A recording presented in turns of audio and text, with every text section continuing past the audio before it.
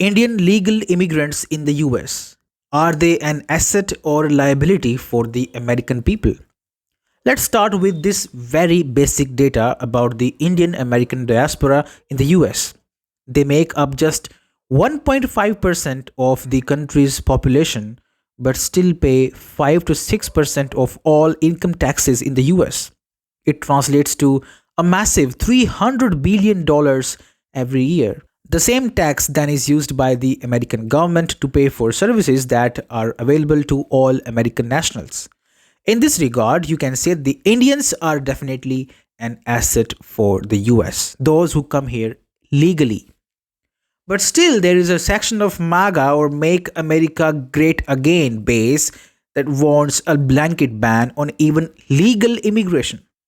At the center of this debate is H-1B visa regime. It is used by US companies to tap top talent from nations like India and China. Tech bros like Elon Musk and Vivek Ramaswamy are in favor of keeping H-1B in place, but with some reforms. H-1B is not perfect, and in some cases, it allows companies to replace American workers with cheap labor from abroad.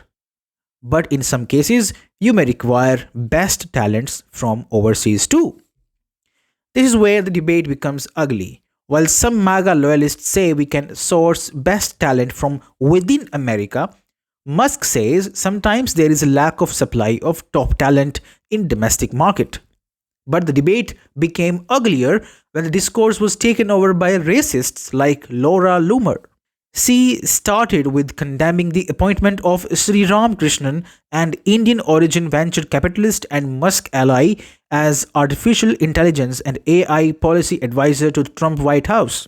She started with condemning the appointment of Sri Ramakrishnan, an Indian origin venture capitalist and Musk ally, as artificial intelligence policy advisor to Trump White House.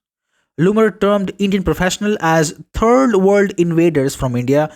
Then she wrote, "Why are people in India still shitting in the water they bathe and drink from?" This foul mouthed extremist with these posts proved she is least bothered about addressing the elephant in the room, which is illegal immigration, and just wants to stir controversy over H-1B to get more attention on social media.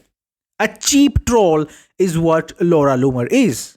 On the issue of H-1B, Musk is way more qualified to speak and express his opinion than a cheap troll, given Musk's vast experience in building companies, billion-dollar companies, and tapping the best talent from the US as well as abroad. Laura Loomer at this point of time is doing her best to drive a wedge among MAGA supporters, which is going to benefit none but the Democrats.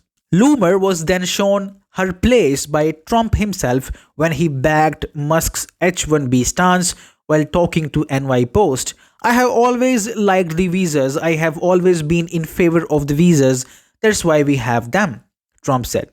It must be noted that Musk himself used this H-1B regime to come to the US and then make billion-dollar companies. Musk in one of his posts wrote, "The reason I am in America along with so many critical people who built SpaceX, Tesla, and hundreds of other companies that made America strong is because of H-1B.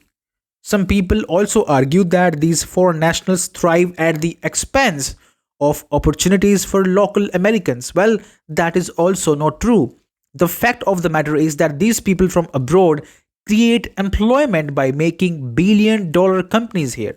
The wealth that can be generated in the US is not capped, is not limited. There is a massive room for growth and it can be inclusive. We must say no to DEI initiatives, but at the same time, we should not make America an exclusively white nation and disregard top global talent."